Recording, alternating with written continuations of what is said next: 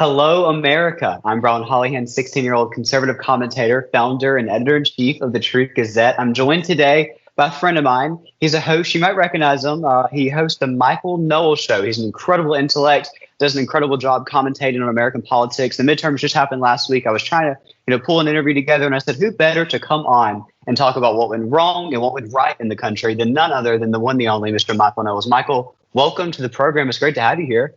Brian, it's great to be with you again. I tell you, after the midterms, and we're now speaking on a Monday right before President Trump's likely announcement that he's running for president, it is so good to be speaking to one of the most serious journalists in America. The fact that you are half the age of most journalists, I think, only speaks to how far they have fallen and what a great job you do. So I'm honored to be here.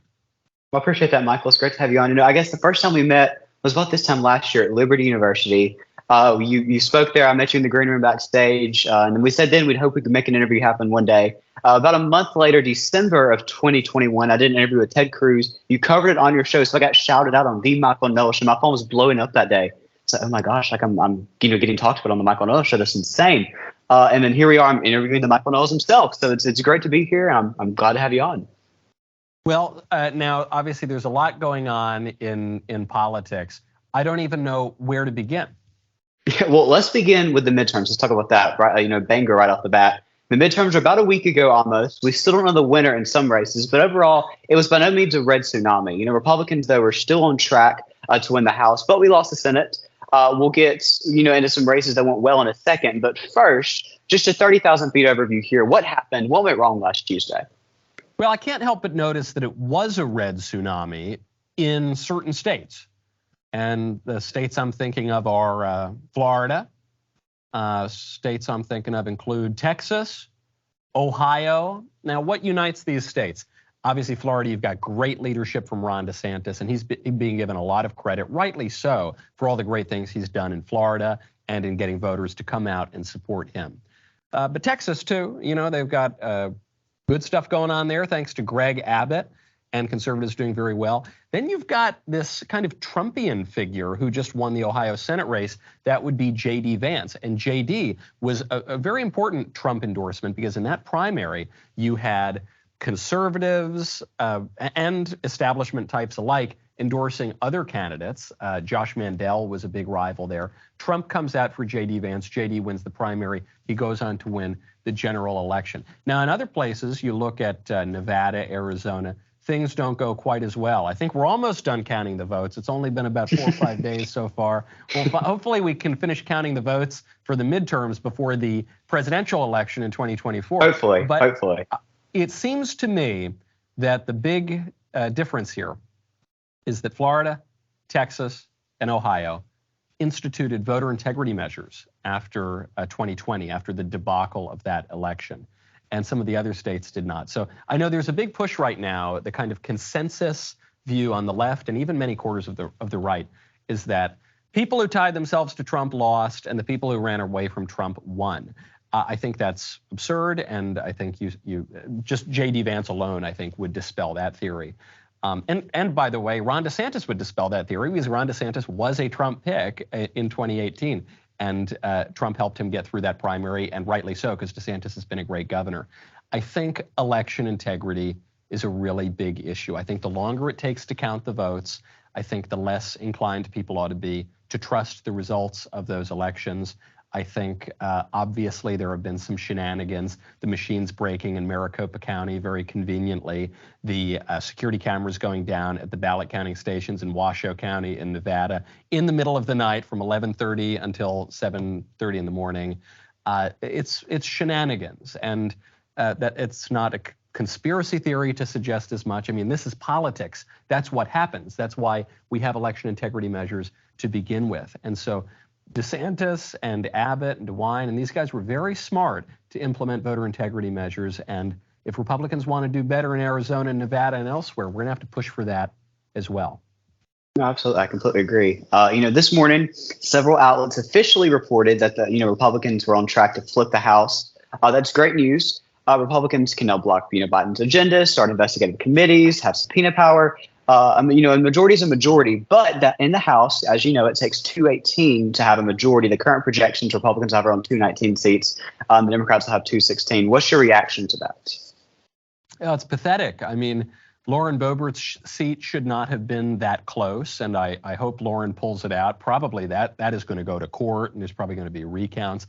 We've now got to hold on to our hopes in California to retake the House. That's not a good position to be in. There were some really important flips. I'm thinking in particular of New York 17. This would be actually my old district that I grew up in. And I worked on the campaign. I was one of the guys running the campaign that lost to Sean Maloney, who was the Democrat who took it. I was also on the campaign that won the seat away from a Democrat the first time. But this was a swing district. It's kind of a bellwether for the country. And it was notable in particular because Sean Maloney was the head of the DCCC, which is the Democrat Congressional Campaign Committee. So the man who was in charge of Democrat congressional strategy couldn't even keep his own seat, which was personally very satisfying for me, and I think tells you something about the Democrats' strategies. So they did not very well in talking to voters on dining room table issues. I'm thinking of crime, the economy, foreign policy, immigration. They got a little bit of a boost on abortion. That does seem, contrary to what the polls were telling us, that does seem to have motivated some young voters. Again, I'm willing to take that hit. If overruling Roe v. Wade and saving hundreds of thousands of babies a year means we lose a few congressional seats, or rather we just don't pick up as many as we hoped that we would have, fine by me. That's a small price to pay.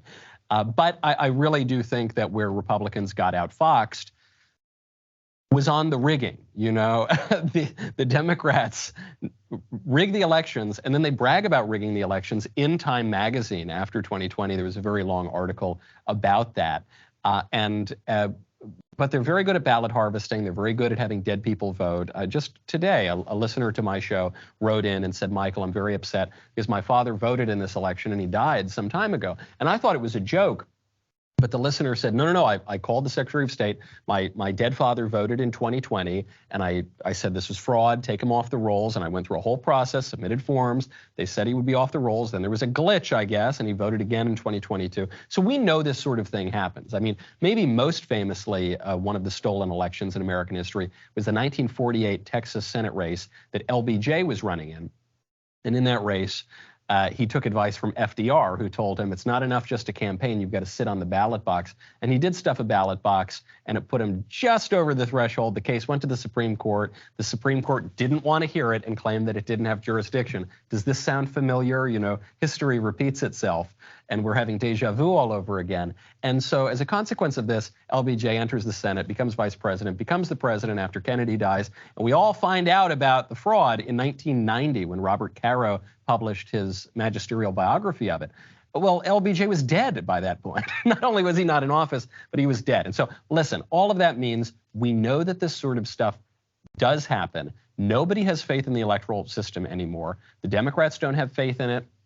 They believe that it's rigged. Well, one, because they rig it, but two, because they think that Republicans are not legitimate participants in our sacred democracy. Joe Biden himself says that we're an existential threat to the republic, just our mere existence.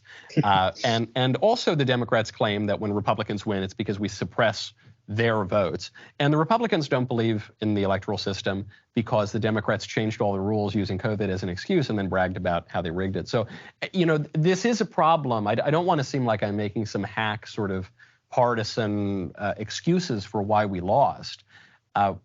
Where election integrity was taken seriously, we won. Where election integrity was not taken seriously, we lost. And even if you're a Democrat, though you have very little electoral incentive to fix the system, you have to at least admit that nobody really believes that the system is behaving as it should. And so I think that's how you explain it. And given all of that, I'm not holding my breath on these California congressional races. Yeah, we'll see how it goes. Drinking some leftist tears there, I see. Despite some unfortunate races, as you noted, Republicans still overperformed in certain, parts of the country. They flipped several seats as well. For example, for the first time in over 2 decades, Miami-Dade flipped red. That was historic. I'm a big data guy, and after elections, always looking at the breakdown of the results that we get. In Miami-Dade specifically, more Republicans voted early than Democrats, a big shift from 2018, according to their county election department there in Miami-Dade. Looking to the future for Republicans, do we need to reshift our focus to spend more time encouraging early voting and other methods that Democrats, historically have a monopoly on? It's a yes and. I think in the long run, we need to curtail early voting because it's just totally open for fraud. I mean, things like extending election day to election month and encouraging widespread mail-in ballots, these are tactics that necessarily open themselves up to fraud because there just aren't enough eyeballs to watch the system the whole time. Barack Obama admitted this 10 years ago. So that's got to be the long-term strategy. In the short term, however, you got to play the hand that you're dealt. And so if we are dealing with early voting, then we can't just let the Democrats go out and collect all the ballots from the nursing homes and wherever else they're going to get their ballots. We need to do that as well. And so we are at an disadvantage from the matter of perception as well, because we rightly acknowledge that early voting is quite suspect. And so we Republicans don't want to engage in it. But you've got to play the cards that you are dealt. And so I just think we would be shooting ourselves in the foot if we don't go along and try to collect some of those early votes, even if at the same time we are campaigning to curtail that period. I mean, it reminds me of the Democrats who always whine and say, well, Hillary won the popular vote in 2016, so she's the real president. You say, well, that's all well and good. I've got a pet goldfish named Sam, but that doesn't really affect the race. That's not how the rules are played. And so, I think we can acknowledge that reality and use it to our advantage, and then still seek a longer-term solution that would reduce the incidence of that. I think you're absolutely right. I agree with you there. Every Democrat from Joe Biden to Barack Obama to Hillary Clinton to Kamala, they went on the campaign trail proclaiming that democracy was at stake last Tuesday. Because I guess if Republicans won, we, the party that believes that people should have more control over the government, was just going to throw democracy out the window entirely. Does that completely sound like us? Am I right? Michael Knowles, now that Republicans have the majority in the House, is democracy dead?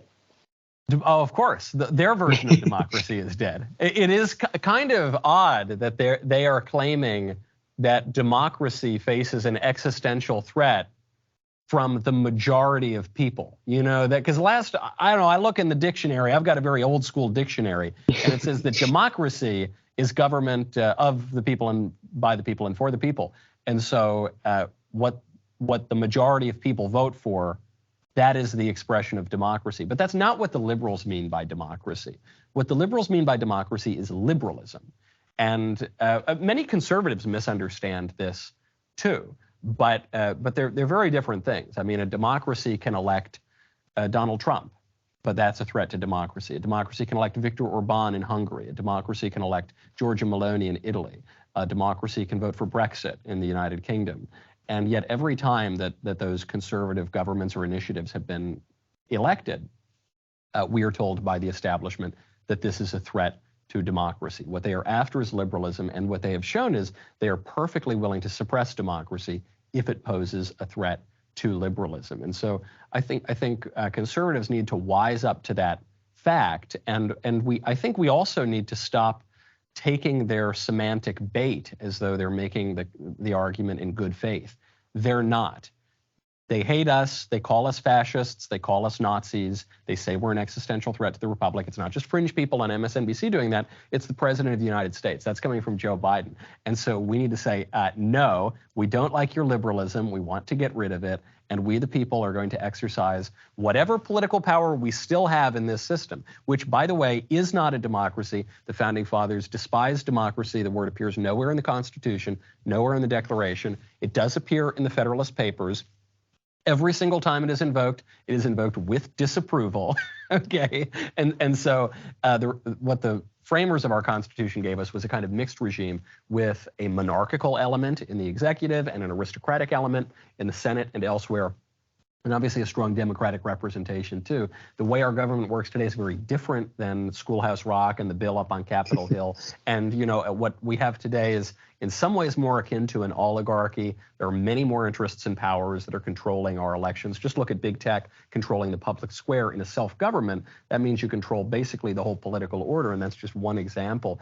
And so we have to recognize that the demos, the people, is just one part of a larger political system. I think the people broadly are on our side, and I think we need to be able to wield and channel that power for justice and for good government, but recognizing we are taking on a lot of other entrenched and very, very powerful interests. They're going to try to thwart it, and they're going to thwart it, ironically, in the name of democracy.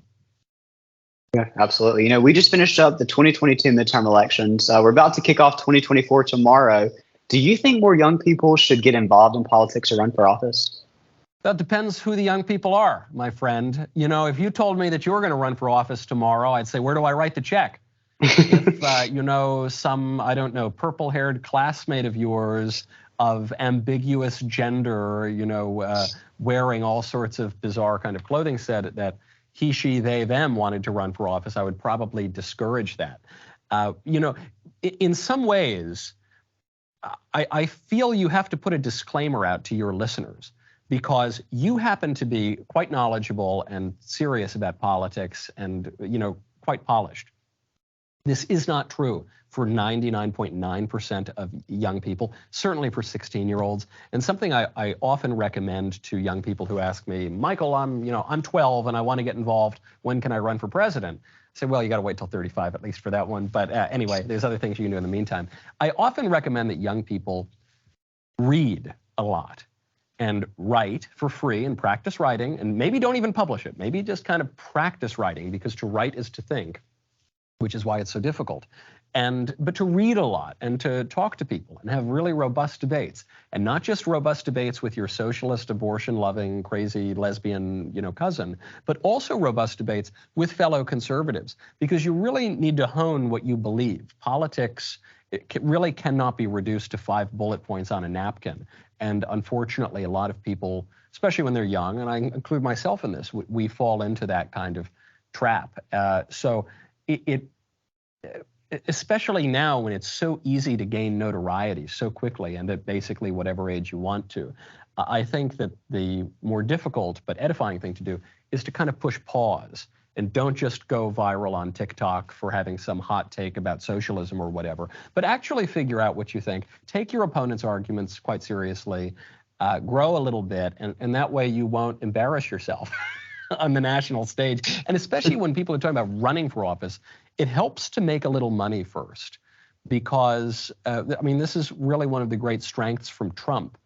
Trump never had to dial for dollars. He's raised plenty of money. The man's never going to turn down money, though he did turn down his salary in the Oval Office. But he raised money for the campaign.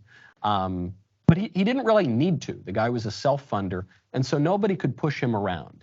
If you come into politics without a dime to your name, then you're going to be dialing for dollars, and you are going to just be more susceptible to outside influences that are going to essentially erase whatever kind of identity and vision you may have had in politics. So I'd say build yourself up first, physically, financially, philosophically, theologically, spiritually, everything in the middle, and then get involved. And you could probably do a lot more good that way. Well, speaking of Donald Trump, he's expected to announce his run for president tomorrow night at 8 o'clock at Mar-a-Lago, 9 o'clock Eastern.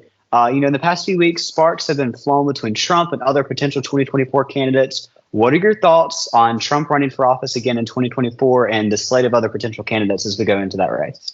I think I am the last conservative pundit in America, maybe the last conservative public figure, period, who isn't angry that Trump is probably going to run again.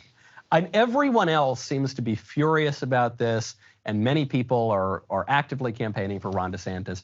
I think Ron DeSantis is great. He's certainly the best governor in the country right now. He might be the best governor of my lifetime. I really, really like the guy. However, we have a primary process for a reason. Primary process is where you go out and you throw punches and you get bloodied up a little bit and you get fortified for a general election campaign. We don't generally just anoint people, especially in the Republican Party. That is not how this thing works. And so I think Ron DeSantis, he's a big boy. He's a tough guy. He can take a punch. And if he can't take a punch, then he shouldn't be the nominee anyway. And Donald Trump, he's a big boy, and he can take a punch too. And so I think that's just fine. Ron DeSantis has a bit of a challenge right now, which is he is the leading non-Trump candidate. Trump still has a huge lead in the polls, but DeSantis is jumping. Trump seems to be somewhat limited on where he can go in terms of his favorables. He's just pretty consistent, around 48. DeSantis went from 8% a year and a half ago, to now about 26% today. So, it seems like sky's the limit for him. The problem for DeSantis is that his sales pitch is as Trump 2.0. Trump with all the positives, none of the negatives, none of the baggage. He is the bigger, better, faster, stronger, younger, hotter, whatever Trump. However, because Trump is in this race, which is kind of unusual because he was a one-term president who's seeking the nomination again, DeSantis necessarily is in the anti-Trump lane in the race. This is a huge tension because on the one hand, DeSantis is going to be able to say, I'm more right-wing than Trump. I'm crazier than that guy was. I was more correct on COVID or whatever his pitch is going to be. But DeSantis is going to be the most attractive candidate to all the squishes and all the never-Trumpers and all the liberal Republicans. So he's going to attract the establishment types. He's going to attract the Bushies. He's going to attract the Lincoln Project types. And that's through no fault of his own, but he's going to have to figure out how to define his candidacy when he's being pulled pretty strongly in two directions. Now, if multiple people run, if Donald Trump does not clear the field, then you're probably going to get other candidates too. Then you're probably going to get Mike Pompeo, Tim Scott, Ted Cruz, Nikki Haley, maybe Josh Hawley. I mean, you could end up with a lot of people on that stage. And all I will say is, do not count Trump out. He's a little bit older. He got bloodied up, especially in that last year of his presidency. The guy is an American original. He's a total phenomenon. I've never seen anything like him. Maybe in all of American politics. I mean, certainly in my lifetime. And so if you think he's done, I'm not convinced of that. And you're going to hear a lot of arguments over the midterms. This is why I think there's a concerted effort to blame the midterm disappointment on Trump, which I don't think is particularly fair, although there's some case to be made. But the reason for that is that the 2022 midterms today, as they have always been, are not really about the Senate, and it's not really about the House. It's about 2024, and it was all a kind of thinly veiled puppet show for what was going to happen in 2024, and the 2024 election has now begun. Yeah, it's time to buckle up and get ready. It'll be an interesting show to watch. Switching tables here a little bit. Elon Musk, he's now the CEO of Twitter for about 2 weeks now. In those 2 weeks, we've seen incredible growth on Twitter, and it's going pretty good for him so far. He's making a lot of changes. What is your advice to Elon Musk as he tries to go and save Twitter? I am attracted to these kind of agents of chaos who break up the tired and dusty political status quo. This is why I have a soft spot for Donald Trump, and Elon is a very Trumpian figure in his own right. Elon Musk has largely destroyed Twitter already, which I think is probably a good thing. He lifted some of the censorship from the moment the Elon deal went through. Over the course of about 4 or 5 days, I think I gained like 80,000 followers on Twitter. Wow. And I clearly had been shadow banned at different points of having my Twitter. And you could just see it in the growth and the engagement and all the rest of it. People saying, Michael, your tweets don't show up for me anymore. I can't even search you. So all of that, I'm really glad that he did that. And then what Elon Musk did was he destroyed the verification process. And it actually tells you a lot about the whole country. That little blue check mark is supposed to verify that you are who you are. It exists because if you're a public figure, people impersonate you, and so you want to know who's the real Slim Shady. Please stand up. So now this started to weaken around 2017, 2018, when a white identitarian politics type, this guy Richard Spencer, really irritated everybody, and so Twitter took away his check mark. And I thought this was very strange at the time. I said, you might not like the guy, but Did he cease to be Richard Spencer? And why are you taking away, is he someone else now? Is it Invasion of the Body Snatchers? And what Twitter was acknowledging then was that the check mark is not merely for verification, but it connotes a kind of prestige and it gives you certain privileges. And they were going to take this away because Richard Spencer's a white supremacist. Now Elon has accelerated that process, and he says the check mark is not only a mark of, not about verification, it's not about that at all. It's not only a mark of privilege. If you pay $8, you too can have that. So it's this rapidly democratizing force, which I get a real kick out of. It's cost Eli Lilly a ton of money as its stock price fell because of a fake verified account. You're now seeing, including some friends of mine who are being spoofed with verified accounts saying all sorts of terrible things to one another. So it's very, very funny. Though it's really shaken up the company. So I'm here for it. I think it's great. I think Musk has been a huge improvement to Twitter. But can Twitter survive this kind of madness in the long run? That remains to be seen. The shelf life of tech companies is not necessarily all that long. And if Twitter was already on the way out and Elon just gives it a sort of blaze of glory in the end, I think that would be hilarious. It would. We're going to definitely watch that as well. I finally got my blue check mark. I had to pay my $8 for it. But Twitter would never verify me. I tried like 20,000 times. They'll let you do it every 30 days, and I'll keep reapplying and reapplying. I even talk to people I knew at Twitter. Oh, well, we can't confirm that you're. Well, I sent in my driver's license. I mean, is that not proof that I'm real? And you missing my blood type in? Like, what do you want me to do here? So it's amazing too that you weren't verified, because I think of so many journalists with less of a following than you have and much less credibility, some of whom work for CNN, who they got their blue check marks. You absolutely should have gotten yours in Elon Musk's true democracy. I'm glad that you were able to finally get it. What I should have done, I guess I should have just clipped on that video of Michael Knowles talking about me on the show and emailed it to Twitter and been like, hey, look, I'm real. Michael Knowles knows who I am. We should have done that, but maybe next time. That's the demarcator of reality, actually. They might take it away now, yeah. Well, wrapping up here today, you're pretty famously a religious person. You're fairly open about your faith. Looking at America right now, taking a step back, do you think religious freedoms are under attack in our current day? Yes, religious freedoms certainly are, though it's got a deeper source. It's not merely that the mean old atheist libs are trying to, ship us all off to the gulags, though they are. That is also happening. But it's because even the very idea of religious freedom can undermine itself, in the same way that free speech can undermine itself. It requires something solid to stand on.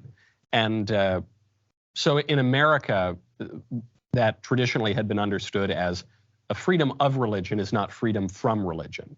There is this silly idea now that America was founded as a secular liberal democracy. Again, that is just complete nonsense. That those ideas weren't even really floated until the middle of the 20th century, and they didn't gain currency until the 80s. America was founded as a Christian nation, and there's one line in the Treaty of Tripoli signed by John Adams that was written by Joel Barlow, who's a Jeffersonian Republican diplomat, which said America's in no way a Christian nation. But that was nonsense. I mean, that was just a diplomatic cable to placate Muslim pirates who were impressing American sailors. But when John Adams was writing in his own words, he said America is founded on Christian principles. That's the only thing that united the founding fathers. And John Jay went even further, and he said we're so blessed to be a Christian nation, and we basically should only elect Christians in the country. And even Jefferson, who was pretty lib by the standards of his day, he gave quite a lot of reverence toward Christianity. And so you look even to John Locke, whose role in the founding of America, I think, has been overstated by the liberals of the 20th century. But even John Locke, in the letter concerning toleration, he says that we need to tolerate everybody and have a lot of toleration and let people talk and everything, except for atheists. They are to be in no ways tolerated because you can't trust a damn word that they say. And so that was John Locke. I mean, that's the father of liberalism, for goodness sakes. And we would have to agree on certain fundamental things. We would have to agree, at least, that God exists and that God has a certain character to him in order for there even to be such a thing as religious freedom. Religious freedom doesn't make sense if you don't accept that. In the same way that freedom of speech doesn't make any sense if you don't have a common language and you don't have a common understanding of obscenity and taboo and standards and norms. That the things that are off limits are what permit you to have a broad array of things that are on limits, and that's true of speech and that's true of religion. So yes, it's under threat, but it's as Tocqueville predicted in Democracy in America, the country, he actually predicted that the country would become Catholic or abandon Christianity altogether, which is kind of surprising in a country that we broadly consider to be Protestant. But you can kind of see that happening now. There is a major movement, certainly away from the mainline Protestant churches. Those have all been emptied out, and I think they just hold drag queen story hours in them now. And so people have gone in some cases to sort of non-denominational evangelical churches. But there's been a large movement toward Catholic and Orthodox churches, especially among younger people. And the reason for that is that young people are seeking truth, and so the kind of soapy religion that has predominated in America for a long time is ultimately not going to be satisfying. Ideas have consequences. We have to follow them to their logical conclusions. And so you're either going to end up in a kind of weak materialism or Gnosticism that you see in transgenderism, or you're going to end up in a more orthodox understanding of religion. And I think there are a lot of people right now who are not theological scholars, who are not, naturally inclined toward this sort of stuff, but who look around and they say, I see my generation, they're mutilating themselves, they're all on depression drugs, they're all miserable, they're joining these insane causes like BLM and Antifa, and if that's the consequence of atheism, then get me out of there, okay? I want the alternative. And so I'm quite hopeful. I mean, I think hope is a theological fact and virtue, and so I think we're ordered to it, and I think it's the only rational position to hold. I think that America will come back to a reasonable sense of religion, because the alternative is going to just be some other weird religion. It's going to be Reiki and crystals and yoga and astrology and all that kind of silliness, and ultimately that's not going to be very satisfying, and we might have to wait for some of the age of Aquarius boomers to give way in the political scene to the younger people. But I think the younger people broadly are more on the right track. Well, I hope you're right. Well, I appreciate you doing this today, Michael Knowles. Thank you for taking the time to come on and do this real quick. I know you're very busy. Right after the midterms, we're between the 2022 cycle and kicking off the 24 cycle. So I appreciate you taking the time. Keep drinking them leftist tears and enjoy this cool weather out there, getting ready for the holiday season. And I appreciate you doing this with us. Really, really, really fun time. Well, the pleasure is all mine, and keep up the great work. Thank you. I appreciate it. You have a great day.